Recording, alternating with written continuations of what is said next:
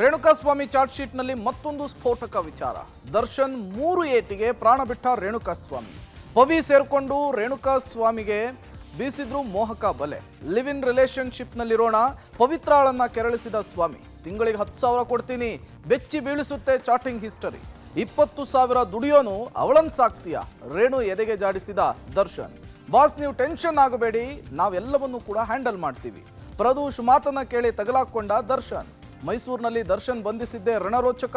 Police ಠಾಣೆಯಲ್ಲಿ ಪವಿತ್ರ ಗೌಡ ಕಣ್ಣೀರು. ಇದರೊಂದಿಗೆ ಮತ್ತೊಂದಿಷ್ಟು ಸುದ್ದಿಗಳನ್ನು ನೋಡೋಣ ಕರ್ನಾಟಕ ಟಾಪ್ 20ಯಲ್ಲಿ. ರೇಣುಕಾಸ್ವಾಮಿ ಹತ್ಯೆ ಪ್ರಕರಣದಲ್ಲಿ ದಿನಕ್ಕೊಂದು ಭಯಾನಕ ಸತ್ಯಗಳು ಹೊರಬರ್ತಿವೆ. ಪೊಲೀಸರು ಕೋರ್ಟ್ಗೆ ಸಲ್ಲಿಸಿರೋ ಚಾರ್ಜ್ ಶೀಟ್ನಲ್ಲಿ ಡಿ ಗ್ಯಾಂಗ್ನ ಕ್ರೌರ್ಯವನ್ನ ಇಂಚಿಂಚು ಬಿಚ್ಚಿಡಲಾಗಿದೆ. ಪವಿತ್ರ ಗೌಡ ರೇಣುಕಾಸ್ವಾಮಿ ನಡುವಿನ ಚಾಟಿಂಗ್ಗೆ ರೋಚಕ ಟ್ವಿಸ್ಟ್ ಸಿಕ್ಕಿದೆ. ಜೂನ್ 5ರಿಂದ 7ರವರೆಗೆ 3 ದಿನ ನಿರಂತರ ಗೌತಮ್ ಹೆಸರಿನಲ್ಲಿ ರೇಣುಕಾಸ್ವಾಮಿ ಚಾಟಿಂಗ್ ಮಾಡ್ತಾ ಇದ್ದ.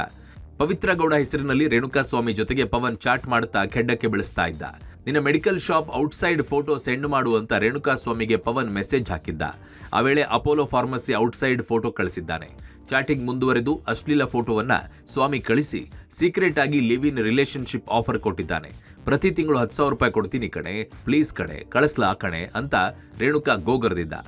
ಇದು ಜೂನ್ 6ರಂದು ಪವಿತ್ರ ಹೆಸರಿನಲ್ಲಿ ಪವನ್, ಗೌತಮ್ ಹೆಸರಲ್ಲಿ ರೇಣುಕಾಸ್ವಾಮಿ ಮಾಡಿದ್ದ ಚಾಟಿಂಗ್. ಆದ್ರೆ ಜೂನ್ 7ರಂದು ಮನೇಲಿ ಇರ್ತೀಯಾ, ಬೇರೆ ಕಡೆ ಇರ್ತೀಯಾ ಅಂತ ಪವನ್ ಮೆಸೇಜ್ ಹಾಕಿದ್ದಾನೆ.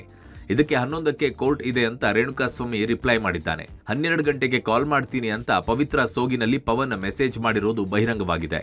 ಇದೆಲ್ಲವನ್ನ ಮುಂದಿಟ್ಟುಕೊಂಡು ಪಟ್ಟಣಗೆರೆ ಶೆಡ್ನಲ್ಲಿ ಸ್ವಾಮಿಗೆ ಹೊಡೆಯುವಾಗ ದರ್ಶನ್ ಚೀರಾಡಿದ್ದಾರೆ.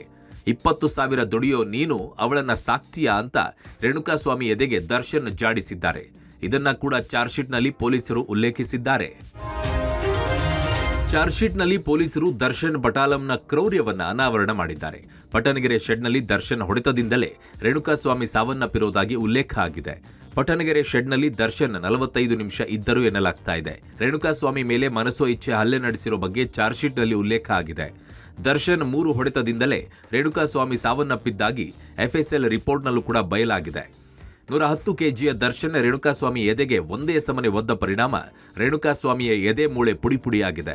ರೇಣುಕಾಸ್ವಾಮಿಯನ್ನ ಎತ್ತಿ ಲಾರಿಗೆ ಬಿಸಾಕಿದ್ದರಿಂದ ರೇಣುಕಾಸ್ವಾಮಿ ತಲೆಬುರುಡೆಗೆ ಏಟು ಬಿದ್ದು ಬ್ಲಡ್ ಕ್ಲಾಟ್ ಆಗಿದೆ. ಬಳಿಕ ಇದೇ ಫೋಟೋ ಅಲ್ವೇನೋ ನೀನ್ ಕಳುಹಿಸಿದ್ದು ಅಂತ ತೋರಿಸಿ ಪ್ಯಾಂಟ್ ಬಿಚ್ಚಿಸಿ ರೇಣುಕಾಸ್ವಾಮಿಯ ಮರ್ಮಾಂಗಕ್ಕೆ ದರ್ಶನ್ ಒದ್ದಿದ್ದಾರೆ. ಮರ್ಮಾಂಗಕ್ಕೆ ಒದೆಯುತ್ತಿದ್ದಂತೆ ಪ್ರಜ್ಞೆ ತಪ್ಪಿ ರೇಣುಕಾಸ್ವಾಮಿ ಕೆಳಕ್ಕೆ ಬಿದ್ದಿದ್ದಾರೆ. ಈ ಹೊಡೆತಗಳೇ ರೇಣುಕಾಸ್ವಾಮಿ ಸಾವಿಗೆ ಕಾರಣ ಅನ್ನೋದು ಎಫ್ಎಸ್ಎಲ್ ವರದಿಯಲ್ಲಿ ಬಹಿರಂಗಗೊಂಡಿದೆ. ರೇಣುಕಾಸ್ವಾಮಿ ಕೊಲೆ ಕೇಸ್ನಲ್ಲಿ A1 ಪವಿತ್ರ ಗೌಡ ಪರಪ್ಪನಗ್ರಹಾರದಲ್ಲಿ ಕಂಬಿ ಎಣಿಸ್ತಾ ಇದ್ದಾರೆ. ಈ ಮಧ್ಯೆ ಪವಿತ್ರ ಗೌಡ ಮೊಬೈಲ್ನಲ್ಲಿದ್ದ ಕೆಲ ಸತ್ಯಗಳು ಹೊರಬಿದ್ದಿದೆ. ಪವಿತ್ರ ಗೌಡ ಬಳಿ ಇದ್ದ ಐಫೋನ್ 15 Pro Max ರಿಟ್ರೀವ್ ಮಾಡಿದಾಗ ರೇಣುಕಾ ಹತ್ಯೆಯ ಫೋಟೋಗಳು ಬಯಲಾಗಿದೆ. ರೇಣುಕಾಸ್ವಾಮಿ ಹತ್ಯೆ ವೇಳೆ ಕ್ಲಿಕ್ಕಿಸಿದ್ದ ಬರೋಬ್ಬರಿ 65 ಫೋಟೋಗಳು ಸಿಕ್ಕಿವೆ ಎನ್ನಲಾಗ್ತಿದೆ. ಅಲ್ಲದೆ ರೇಣುಕಾಸ್ವಾಮಿ ಕಳಿಸಿದ್ದ 20 ಅಶ್ಲೀಲ ಸಂದೇಶಗಳ ಸ್ಕ್ರೀನ್ ಶಾಟ್ಗಳು ರಿಟ್ರೀವ್ ಆಗಿದೆ. ಎಲ್ಲವನ್ನ ಪೊಲೀಸರು ಚಾರ್ಜ್ ಶೀಟ್ನಲ್ಲಿ ಉಲ್ಲೇಖಿಸಿದ್ದಾರೆ. ಪವಿತ್ರ ಗೌಡ ತನ್ನ ಮೊಬೈಲ್ನಲ್ಲಿ ದರ್ಶನ್ ಹೆಸರನ್ನ ಡಿ ಅಂತ ಸೇವ್ ಮಾಡಿಕೊಂಡಿದ್ದು ಗೊತ್ತಾಗಿದೆ. ಇನ್ನು ಕೊಲೆ ಆರೋಪಿ ದರ್ಶನ್ ಬಳಸ್ತಾ ಇದ್ದ ಐಫೋನ್ 15 ಕೂಡ ರಿಟ್ರೀವ್ ಮಾಡಲಾಗಿದೆ. ಗೆಳತಿ ಪವಿತ್ರ ನಂಬರ್ ಅನ್ನ 3 ಹೆಸರಲ್ಲಿ ಸೇವ್ ಮಾಡಿಕೊಂಡಿರುವುದು ಗೊತ್ತಾಗಿದೆ. ಅಲ್ಲದೆ ದರ್ಶನ್ ಯಾರ್ಯಾರೊಂದಿಗೆ ಕರೆ, ವಾಟ್ಸ್ಆಪ್ ಚಾಟಿಂಗ್ ಮಾಡಿದ್ರು ಅನ್ನೋದನ್ನ ರಿಟ್ರೀವ್ ಮೂಲಕ ಪೊಲೀಸರು ಬಯಲಿಗೆಳೆದಿದ್ದಾರೆ. ವಿನಯ್ ಪವಿತ್ರ ಗೌಡ ನಂಬರ್ ಅನ್ನ ಡಿ ಬಾಸ್ ವೈಫ್ ಅಂತ ಸೇವ್ ಮಾಡಿಕೊಂಡಿರುವುದು ಮೊಬೈಲ್ ರಿಟ್ರೀವ್ ವೇಳೆ ಪತ್ತೆಯಾಗಿದೆ. ಪ್ರಕರಣ ಸಂಬಂಧ 10 ಫೋಟೋಗಳು ರಿಟ್ರೀವ್ ಮಾಡಲಾಗಿದೆ.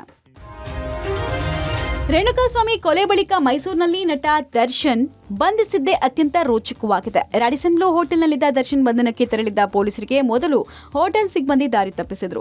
ದರ್ಶನ್ ಇದ್ದ ರೂಮ್ ನಂಬರ್ ಹೇಳದೆ ಸತಾಯಿಸಿದ್ರು. ಹೋಟೆಲ್ನಲ್ಲಿ ಪೊಲೀಸರು ಕಾಯ್ತಿದ್ದಾಗ ದರ್ಶನ್ ಬಾಡಿಗಾರ್ಡ್ಸ್ ದಿಢೀರ್ ಅಂತ ಎಂಟ್ರಿ ಕೊಟ್ಟಿದ್ದಾರೆ. ಪೊಲೀಸರನ್ನ ಕಂಡು ತರಾತುರಿಯಲ್ಲಿ ಕಾರು ಹತ್ತೋಕೆ ಮುಂದಾಗಿದ್ದಾರೆ. ಈ ವೇಳೆ ಬಾಡಿಗಾರ್ಡ್ಸ್ ಅಡ್ಡ ಹಾಕಿ ಪೊಲೀಸರು ಮೊಬೈಲ್ ಕಿತ್ಕೊಂಡು ದರ್ಶನ್ ರೂಮ್ ತೋರಿಸುವಂತೆ ಗದರಿದ್ದಾರೆ. ಮತ್ತೊಂದು ಕೀ ಬಳಸಿ ದರ್ಶನ್ ಇದ್ದ ರೂಮ್ ಅನ್ನ ಪೊಲೀಸರು ಓಪನ್ ಮಾಡಿದ್ದಾರೆ. ಈ ವೇಳೆ ನಟ ದರ್ಶನ್ ಸ್ನಾನ ಮಾಡ್ತಾ ಇದ್ರು. ಪೊಲೀಸರನ್ನ ಕಂಡೊಡನೆ ಶಾಕ್ಗೆ ಒಳಗಾಗಿದ್ದಾರೆ. ವಿಚಾರಣೆಗೆ ಬರಬೇಕು ಅಂತ ಪೊಲೀಸರು ಹೇಳಿದ್ದಾರೆ. 2 ನಿಮಿಷದಲ್ಲಿ ಬಾತ್ರೂಮ್ನಿಂದ ಹೊರಬಂದಿದ್ದ ದರ್ಶನ್ರನ್ನ ಎಸಿಪಿ ಚಂದನ್ ಹಾಗೂ ಇನ್ಸ್ಪೆಕ್ಟರ್ ಗಿರೀಶ್ ನಾಯಕ್ ವಶಕ್ಕೆ ಪಡೆದು ಪೊಲೀಸ್ ಜೀಪಿನಲ್ಲಿ ಬೆಂಗಳೂರಿನತ್ತ ಕರೆತಂದಿದ್ದಾರೆ. ಈ ವೇಳೆ ನನ್ನಿಂದ ತಪ್ಪಾಗೋಗಿದೆ ಸರ್ ಅಂತ ಪೊಲೀಸರ ಮುಂದೆ ದರ್ಶನ್ ಪಶ್ಚಾತ್ತಾಪದ ಮಾತುಗಳನ್ನಾಡಿದ್ದಾರಂತೆ. ಯಾಕೆ ಹೀಗೆ ಮಾಡಿದ್ರಿ, ಏನೆಲ್ಲ ಆಯ್ತು ಅಂತ ಪೊಲೀಸರು ಪ್ರಶ್ನಿಸಿದಾಗ ನನ್ನಿಂದ ತಪ್ಪಾಗೋಗಿದೆ ಸರ್ ಅಂತ ತಲೆ ತಗ್ಗಿಸಿದ್ದಾರೆ. ದರ್ಶನ್ ಬಳಿಯೇ 22 ಪುಟಗಳ ಹೇಳಿಕೆ ದಾಖಲಿಸಿರುವ ಅಧಿಕಾರಿಗಳು ಚಾರ್ಜ್ ಶೀಟ್ನಲ್ಲಿ ಇವೆಲ್ಲವನ್ನ ಉಲ್ಲೇಖಿಸಿದ್ದಾರೆ. ಡೆವಿಲ್ ಗ್ಯಾಂಗ್ನ ಕ್ರೂರತ್ವ ಒಂದೊಂದೇ ಅನಾವರಣಗೊಳ್ತಿದೆ. ಈ ಮಧ್ಯೆ ಅನ್ನಪೂರ್ಣೇಶ್ವರಿ ನಗರ ಪೊಲೀಸ್ ಠಾಣೆಯಲ್ಲಿ A1 ಪವಿತ್ರ ಗೌಡ ಕಣ್ಣೀರು ಹಾಕ್ತಿರೋ ಫೋಟೋ ಒಂದು ವೈರಲ್ ಆಗ್ತಿದೆ. ದರ್ಶನ್ ಬಂಧನದ ಬಳಿಕ ಪವಿತ್ರಳನ್ನ ಸ್ಟೇಷನ್ಗೆ ಪೊಲೀಸರು ಕರೆಸಿದ್ರು. ಆ ವೇಳೆ ಕಣ್ಣೀರು ಹಾಕೊಂಡು ಪೊಲೀಸರ ಮುಂದೆ ನಿಂತಿರುವ ದೃಶ್ಯ ವೈರಲ್ ಆಗ್ತಿದೆ. ಇನ್ನು ಜೂನ್ 8ರ ಶನಿವಾರ ಸಂಜೆ 6 ಗಂಟೆ ಸುಮಾರಿಗೆ ರೇಣುಕಾಸ್ವಾಮಿ ಕೊಲೆಯಾಗಿತ್ತು. ಭಾನುವಾರ ಮಧ್ಯಾಹ್ನದವರೆಗೂ ಪವಿತ್ರಾಗೆ ಈ ವಿಚಾರವೇ ಗೊತ್ತಿರಲಿಲ್ಲ. ಭಾನುವಾರ ಮಧ್ಯಾಹ್ನದ ವೇಳೆಗೆ ಪವಿತ್ರಾಗೆ ದರ್ಶನ್ ಕರೆ ಮಾಡಿದ್ದಾರೆ. ಪೊಲೀಸರು ವಿಚಾರಿಸಿದ್ರೆ ಗೊತ್ತಿಲ್ಲ ಅಂತಾನೆ ಹೇಳು ಅಂತ ಹೇಳಿದ್ದಾರೆ.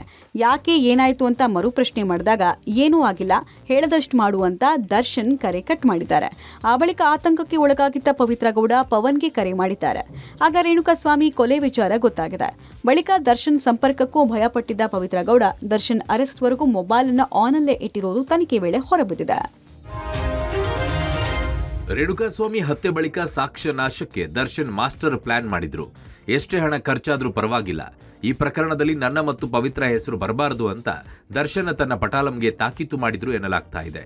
ಈ ವೇಳೆ ಬಾಸ್, ನೀವು ಟೆನ್ಷನ್ ಆಗಬೇಡಿ, ನಾನು ಹ್ಯಾಂಡಲ್ ಮಾಡ್ತೀನಿ, ಬಾಸ್ ನೀವು ಆರಾಮಾಗಿರಿ ಅಂತ 14ನೇ ಆರೋಪಿ ಪ್ರದೋಷ್ ಧೈರ್ಯ ತುಂಬಿದ್ದನಂತೆ. ಪ್ರದೋಷ್ ಮಾತು ಕೇಳಿ ತಲೆಯಾಡಿಸಿದ್ದ ದರ್ಶನ್ ಮನೆಯಿಂದ 30 ಲಕ್ಷ ಹಣ ಕೊಟ್ಟಿದ್ದಾರೆ.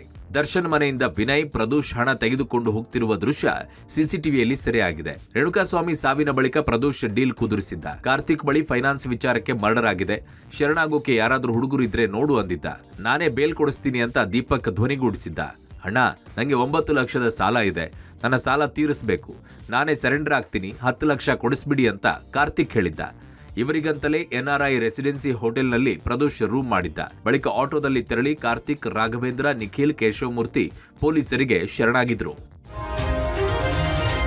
ರೇಣುಕಾಸ್ವಾಮಿ ಕೊಲೆ ಪ್ರಕರಣದ ಚಾರ್ಜ್ ಶೀಟ್ ಸಲ್ಲಿಕೆಯ ಬೆನ್ನಲ್ಲೇ ದರ್ಶನ್ ಪರ ವಕೀಲರು ಆಕ್ಟಿವ್ ಆಗಿದ್ದಾರೆ. ಬೇಲ್ಗೆ ಅರ್ಜಿ ಸಲ್ಲಿಸಲು ತಯಾರಿ ನಡೆಸಿದ್ದಾರೆ. ನಿನ್ನೆ ವಿಜಯಲಕ್ಷ್ಮಿ ಹಾಗೂ ದರ್ಶನ್ ಸಹೋದರ ಬಳ್ಳಾರಿ ಸೆಂಟ್ರಲ್ ಜೈಲಿಗೆ ಭೇಟಿ ನೀಡಿ ಮಾತುಕತೆ ನಡೆಸಿದ್ದಾರೆ. ಬೇಲ್ ಅಪ್ಲಿಕೇಶನ್ ಜೊತೆಯೇ ಬಳ್ಳಾರಿ ಸೆಂಟ್ರಲ್ ಜೈಲಿಗೆ ಬಂದಿದ್ದ ವಿಜಯಲಕ್ಷ್ಮಿ ಚಾರ್ಜ್ ಶೀಟ್ನಲ್ಲಿನ ಅಂಶಗಳ ಬಗ್ಗೆ ಪತಿಗೆ ಮಾಹಿತಿ ನೀಡಿದ್ದಾರೆ. ನಮ್ಮ ಲಾಯರ್ ಸ್ಟ್ರಾಂಗ್ ಆಗಿ ವಕಾಲತ್ತು ವಹಿಸಲಿದ್ದಾರೆ, ಬೇಲ್ ಸಿಗುವ ಭರವಸೆ ಇದೆ ಅಂತ ದರ್ಶನ್ಗೆ ಧೈರ್ಯ ತುಂಬಿದ್ದಾರೆ. ದರ್ಶನ್ ವಕೀಲರ ಜೊತೆಗಿನ ಚರ್ಚೆ ಬಳಿಕ ಬೇಲ್ ಅರ್ಜಿಗೆ ಸಹಿ ಹಾಕಿದ್ದಾರೆ. ಇನ್ನು ಚಾರ್ಜ್ ಶೀಟ್ ಸಲ್ಲಿಕೆ ಬಳಿಕವಂತೂ ದರ್ಶನ್ ಚಿಂತಾಕ್ರಾಂತರಾಗಿದ್ದಾರೆ. ಪತ್ನಿ ಹಾಗೂ ಸಹೋದರ ಭೇಟಿಯಾಗಿ ಹೋದ ಬಳಿಕ ಮೌನಕ್ಕೆ ಜಾರಿದ್ದಾರೆ. ಜೈಲಲ್ಲಿರೋ ದರ್ಶನ್ರನ್ನ ಹೊರತರಲು ಪತ್ನಿ ವಿಜಯಲಕ್ಷ್ಮಿ ಇನ್ನಿಲ್ಲದ ಕಸರತ್ತನ್ನ ನಡೆಸ್ತಾ ಇದ್ದಾರೆ. ವಕೀಲರ ಜೊತೆಗೆ ದಿನನಿತ್ಯ ಕಾನೂನಿನ ಹೋರಾಟದ ಬಗ್ಗೆ ಚರ್ಚೆ ನಡೆಸ್ತಾ ಇದ್ದಾರೆ. ನಿನ್ನೆ ಮಂತ್ರಾಲಯಕ್ಕೆ ಭೇಟಿ ನೀಡಿ ರಾಯರ ದರ್ಶನವನ್ನ ಪಡೆದರು. ವಿಜಯಲಕ್ಷ್ಮಿ ಪ್ರಹ್ಲಾದ ರಾಜರಿಗೆ ಪಾದಪೂಜೆ ಮಾಡಿ ಪತಿ ಒಳಿತಿಗೆ ಪ್ರಾರ್ಥಿಸಿದ್ದಾರೆ.